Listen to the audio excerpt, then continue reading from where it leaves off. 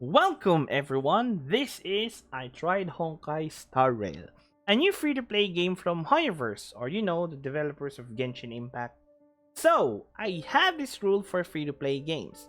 I give it 5 hours of my time, and after that, I'll decide if I'll continue playing it or ditch it.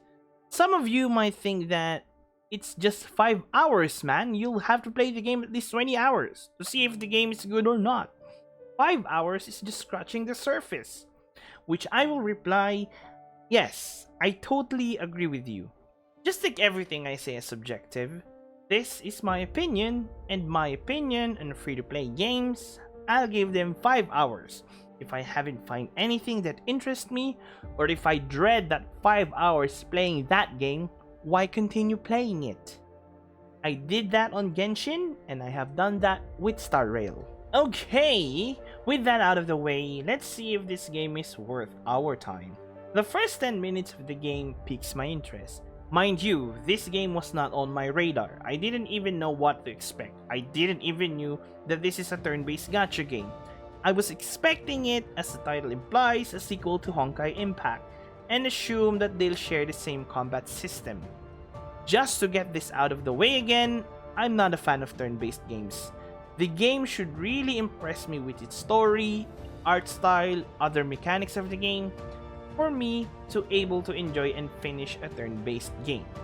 At this very moment, the only turn-based game that I finished and enjoyed to the fullest is Persona 5. And you might think that comparing Honkai Star Rail to that game is unfair. Well, I saw an article that claims Honkai Star Rail is the next best thing after Persona 5. So I think the comparison has been made. The initial 10 minutes of the game, as I was saying, piques my interest, but not as much as Genshin Impact's. HSR, yes, I will shorten it to this or I'll bite my tongue every time I say Honkai Star Rail. Anywho, HSR introduction is on the weaker side. This is before I've discovered that the game is turn-based. It's not giving me the same impact. It lacks the finesse, if I can call it that. And the mystery factor that Genshin had, it's not here. But that's just the first 10 minutes. Who judges game on the first 10 minutes? Wait. Anywho, the game introduces us to this woman, Kafka, leading an attack to a space station. Does she? Does she though? I really don't know. I really don't know. The introduction didn't really sink in because I was too busy looking on other things. She'll eventually make her way to a console where our character is resting or sleeping, and implying that our character and Kafka is acquainted, thus introducing us to our MC. A little bit of nitpick here. I cannot understand why Hoyoverse is still shoving this generic ass MCs to our gullet. Why not let us customize our MCs like what Tower Fantasy did? MCs in these games are not fully voice acted. Paimon is our sort of voice in Genshin, while here in HSR, our character just waves her hands doing a gesture and other characters will just respond.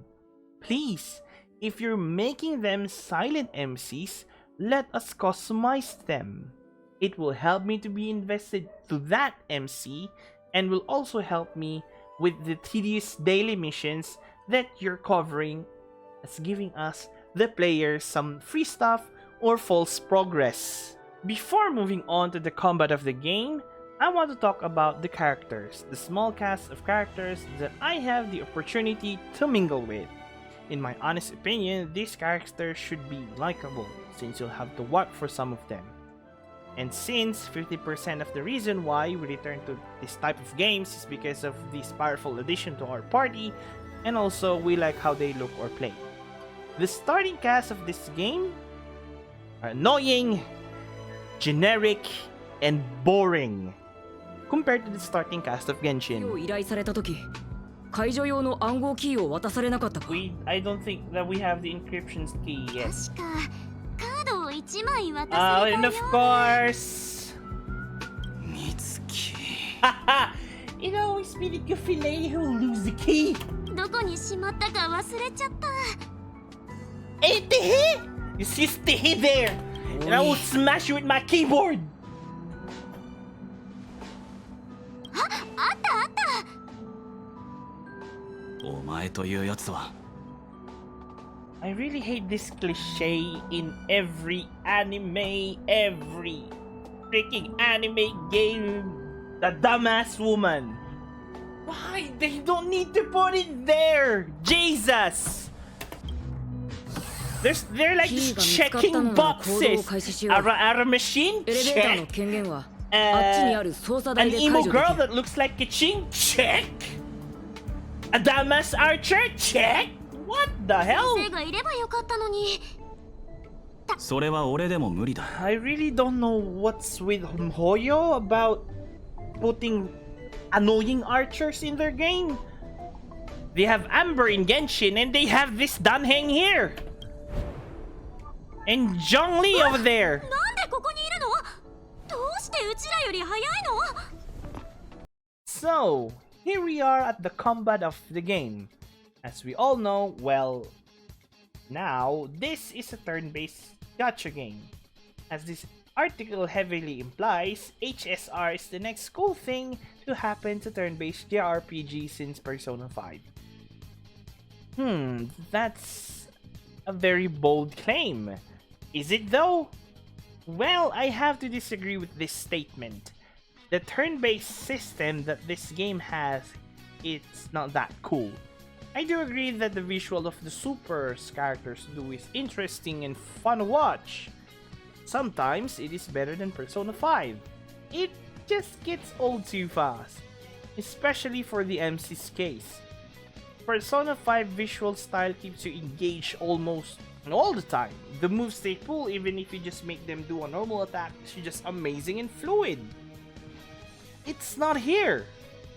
Why do we even compare this to Persona 5? Why? I'll give HSR's unique synergies better than Persona 5. To be honest with you, I can't really give a deep explanation about how this combat system works and how they differ. The only thing that I can say is HSR turn-based system bores me, like other turn-based games out there. In my opinion, Persona 5 is still the game that I'll prefer to scratch my turn-based itch. I may also add that unlike other turn-based gacha games, HSR combat system still offers some challenges, and the game has some depth on that department. It'll punish you if you made a wrong decision or didn't pay attention. The game has the fast forward button too, that I dread by the way, but it is better to manually control your party than use this button. If you compare this game to other free-to-play turn-based gacha game out there, especially those in mobile, this game has a better system than those sorry excuse of a game. The builds. Well, basically, technically, it is just the same as Genshin. They just changed the name of the things. Light core is technically the character weapons. The difference is in Genshin, it's really a weapon, while here it's cards with different types, I guess. Eidolons are constellations. You know, obtain the same character from the warp, gain an item specifically for that character, use that said item, and add a tier level that gives the character additional stats. And traces, well, they're masteries. If you play Genshin and try to build your party there, you'll have no troubles understanding the system this game offers. Because it is the same system, minus the artifact. The menus looks painstakingly similar as well. All in all, I really had a bad time with this game. The story was not there for me. The mystery they present here, it felt cheap. Even the dialogue, I stopped paying attention to it. The characters are eye-rolling. It's like they're just cliche after cliche. I really like this game. But if the nitpick starts to annoy me too much, I even started to be angry at the MC's weapon choice. A freaking bat. Really? A bat? That just means the game is not for me and I'm having a bad time playing it.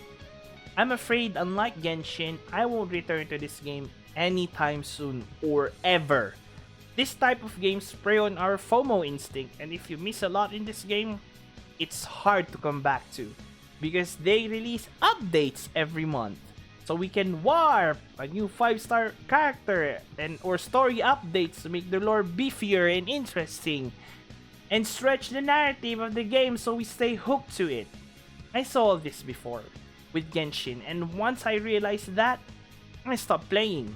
There's no difference here. I'm not willing to play a game every day to do daily commissions and save up gems or whatever they call that currency to make a warp or wish just to be rewarded with snippets of story and over-the-top characters. No, I've experienced that before. I'm not going to repeat it. After 5 hours of playtime, I judge this game not worth my time. To the next title! But it doesn't mean that this game is trash or should be avoided at all cost. It just means that I didn't enjoy this game since it was not giving me the things I'm looking for. I still recommend that you go and try this game for yourself. I might be wrong, and you, dear viewer, might find some enjoyment in this game. Try it out, like me, for 5 hours. It's free. I also heard that eventually the MC will have a different weapon or weapons, but for me, I'm not willing to go further than 5 hours. That's that for me. If you can't show me a good experience on the first 5 hours of the game, I won't bother playing it and hope that eventually it gets better. Thank you very much for watching. I hope to see you again on the next one. Goodbye. To be honest with you, woman, I don't give a flying flamingo what's your background story.